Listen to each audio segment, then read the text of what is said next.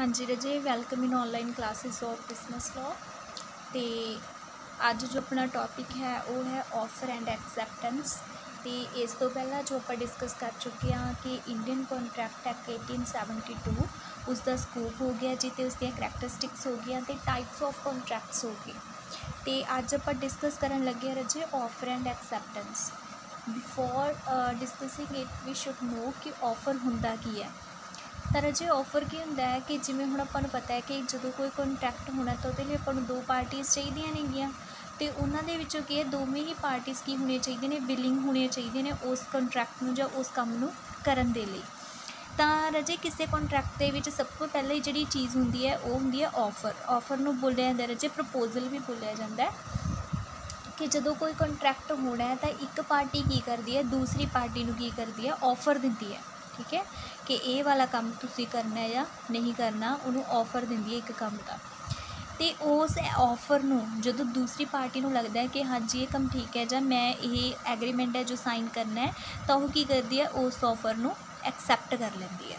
सब तो पहला ऑफर फिर एक्सैप्टेंस।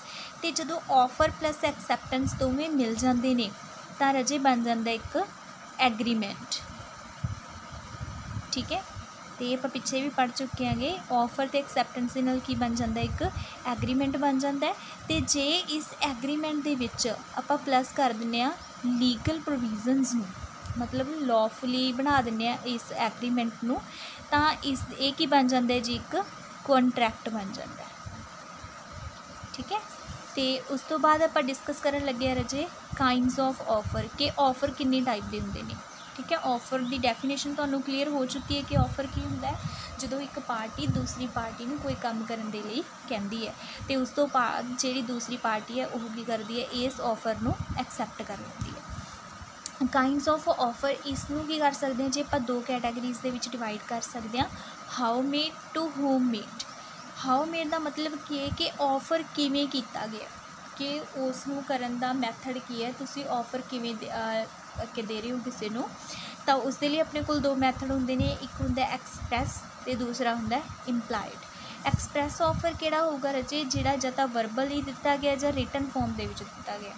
मतलब कि तुसी पूरा एक्सप्रैस किया है तो तुहाडे वल्लों पूरा क्लीयर है कि जो भी तुहाडे विच डील हुई है, एग्रीमेंट होया, कॉन्ट्रैक्ट होया है। ठीक है, इस करके इहनूं आपां की करदे दो कैटागरीज़ दे विच डिवाइड कर लैंदे आ, एक वर्बल हुंदा रजे ते दूसरा की हुंदा राइटिंग फॉर्म दे विच। ते सैकेंड टाइप है जो इसकी वो है इंपलाइड। इंपलाइड हुंदा जी जिहड़ा तुहाडे एक्शनस के थ्रू, तुहाडे बिहेवियर के थ्रू पता लग जाता है कि कोई कॉन्ट्रैक्ट है जां कोई एग्रीमेंट है वो हो गया।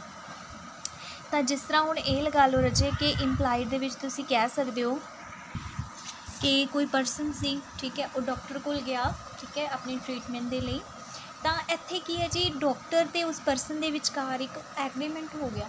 ठीक है, तो वह मतलब की है कि जेकर वो परसन का ट्रीटमेंट है डॉक्टर करता है तो वह परसन की करूँगा बदले दे विच उसनूं पेमेंट करूँगा, आपां पैसे पे करते हैं, है ना। तो आपां कॉन्ट्रैक्ट दे विच भी यही कीता सी, एक पार्टी दूसरी पार्टी तो कोई काम करवाती है तो दूसरी पार्टी की करती है उसनूं पेमेंट करती है।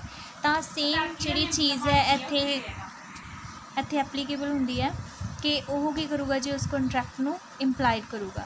तो इस दे विच आपां दो पासे नूं कैटागराइज कर लिया, एक एक्शन एक उसका बिहेवियर।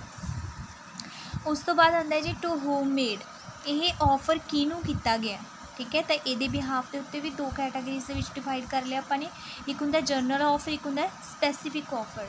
जनरल ऑफर हुंदा जिहड़ा कि पूरे वर्ल्ड नूं कीता है, मतलब सारी पब्लिक नूं कीता जांदा है। जिस तरह कुछ भी लगा लो, कुछ अपने सेल करना है ना, तो वह की आपां पूरा जिवें कह दें डिस्काउंट ते देता जी, जां सेल दे विच कोई चीज़ वो करती है ना, वो की हुंदा जनरल ऑफर जिहड़ा कि सारी ही पब्लिक नूं कीता जाऊगा।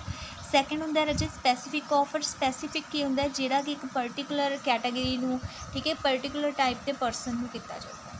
तां रजे ये तुहाडा ऑफर दा बेसिक सीगा। ठीक है, तो इस तो बाद जिहड़ा अगे आपां अगले लैक्चर दे विच डिस्कस करांगे वो करांगे इसदे इसेंशियल्स।